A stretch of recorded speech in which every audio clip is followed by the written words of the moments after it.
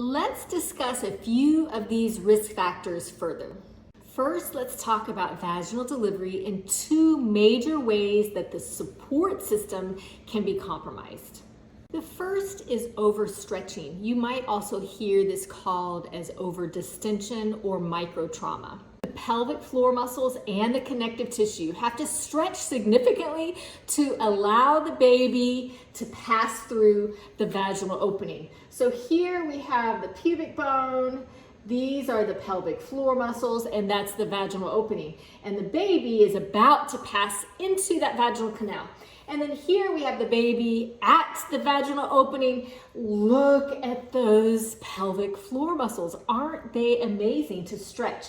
So the pelvic floor muscles stretch between 1.62 to 3.78 times their resting length. For some people, these tissues can get overstretched. For example, the connective tissue can become permanently lengthened, and that will affect its ability to effectively hold the organs in place. The pelvic floor muscles and the nerves that supply the pelvic floor muscles can also be overstretched. This may cause microtrauma in the pelvic floor muscles or in the nerves that supply the pelvic floor muscles, and that can make them weaker.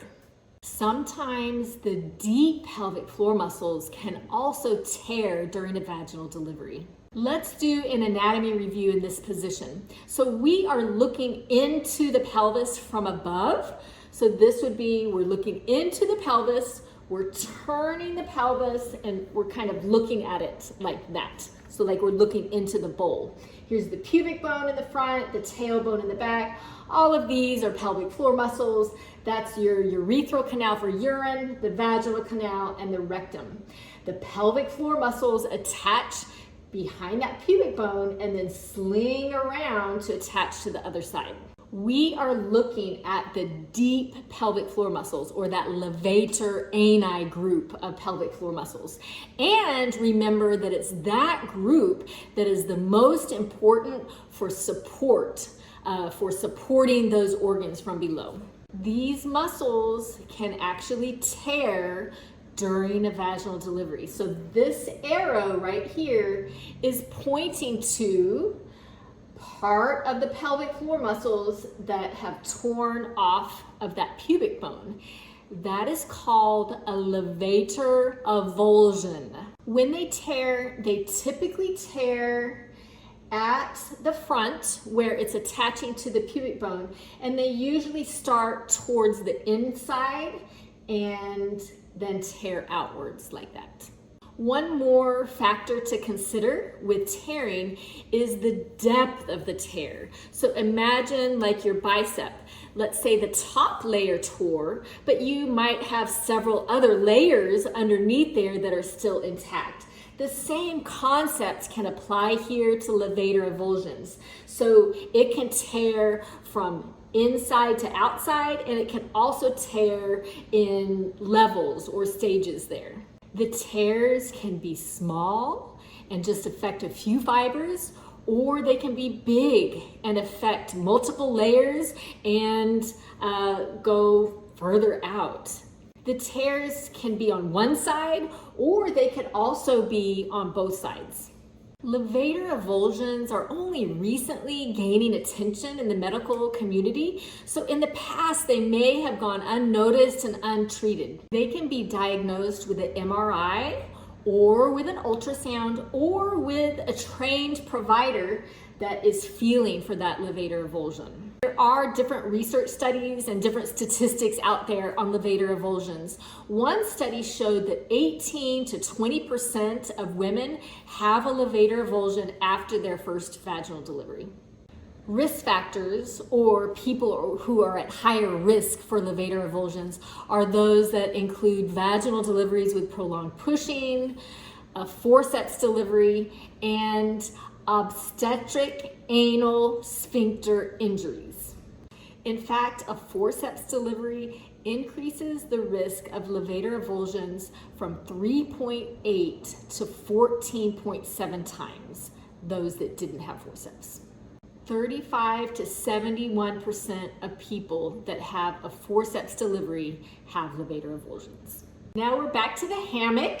Remember, connecting to the pubic bone in the front, stretching back to the tailbone in the back, and it's holding up those pelvic organs. Now we have a tear in the hammock. Remember that normal opening in the hammock called the levator hiatus. That's where those canals pass through for the urethra, for urine, and for the vaginal canal and the rectum. Now that opening has widened due to that tear. Now you can see that it's much easier for those organs to drop into that wider opening. Levator avulsion is a major risk factor for prolapse, especially anterior vaginal wall prolapse, where that bladder is collapsing into the vaginal canal, and apical prolapse, where the uterus is dropping in. In fact, large avulsions can make the pelvic floor muscles 40% weaker. I know that all of this sounds really scary, but the good news is that there are ways that we can help to manage levator avulsions. We will return to this topic when we're talking about prolapse management options. Since we mentioned that obstetric anal sphincter injuries, also known as severe perineal tearing, are a risk factor for levator avulsions, let's talk about this more and learn a little bit more about how that works. All right, first, let's go over the anatomy. We'll do a quick review. So in this position, we are looking at the perineum from below. So we're at the person's feet looking into the perineum. Here's the pubic bone and the mons pubis up here. This would be the tailbone and the buttocks. That's the clitoral hood. That's the opening for urine. That's the vaginal opening, and that's the anus.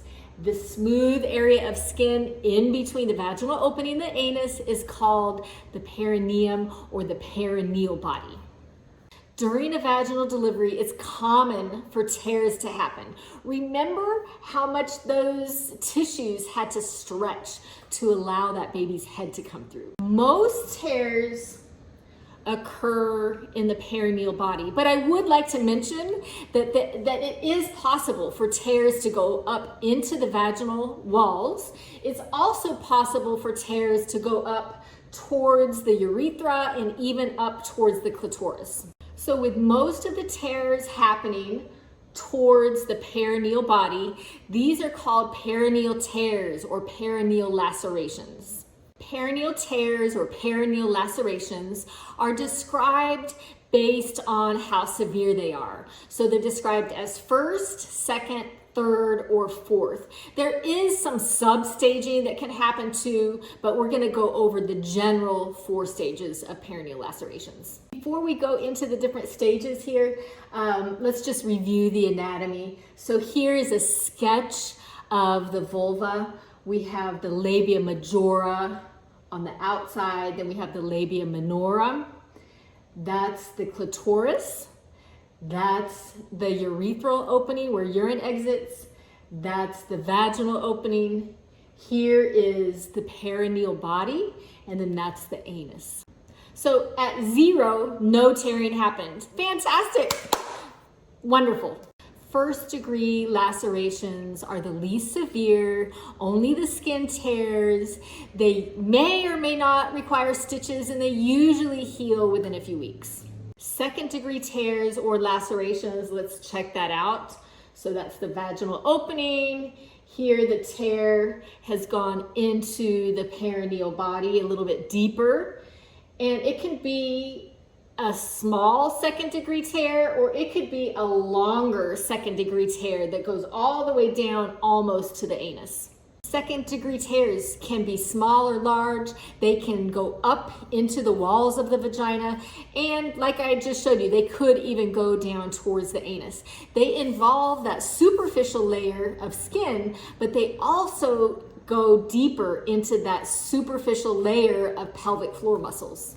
They typically require stitches and usually heal within a few weeks. Third degree tears start here at the vaginal opening, and then they're extending down to the anus. These usually require repair with anesthesia in the operating room, and they take longer than a few weeks to heal, and they're involving more and more tissues that have been affected by that tear. Now, 4th degree. So here's the vaginal opening, and it's tearing all the way into the anus and up into the rectum walls. These require repair in the operating room under anesthesia, hopefully with someone that is trained in 4th degree tears and repair. And these will take longer to heal, much longer than several weeks. As you can see, we start at 0, work our way down 1, 2, 3, 4. The further we go down, the more injuries have been sustained to the perineum and the surrounding tissues. Somewhere between 53 to 79% of women that have vaginal deliveries will sustain a perineal tear or a perineal laceration. Most of those are 1st or 2nd degree. However, somewhere between 4.4 to 11% of women or people that have a vaginal delivery will sustain a 3rd or 4th degree perineal tear or perineal laceration.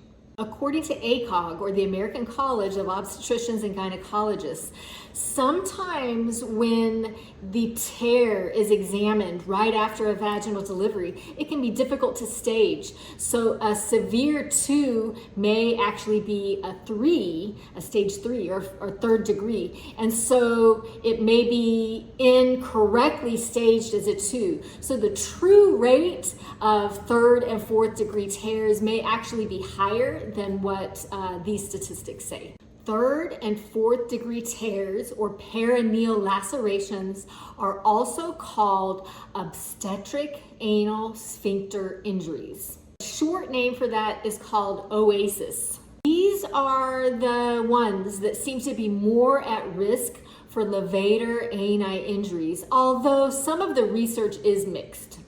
OASIS injuries on their own are not a known risk factor for prolapse, but you can see how they affect the support system and the function of the pelvic floor muscles and the connective tissue.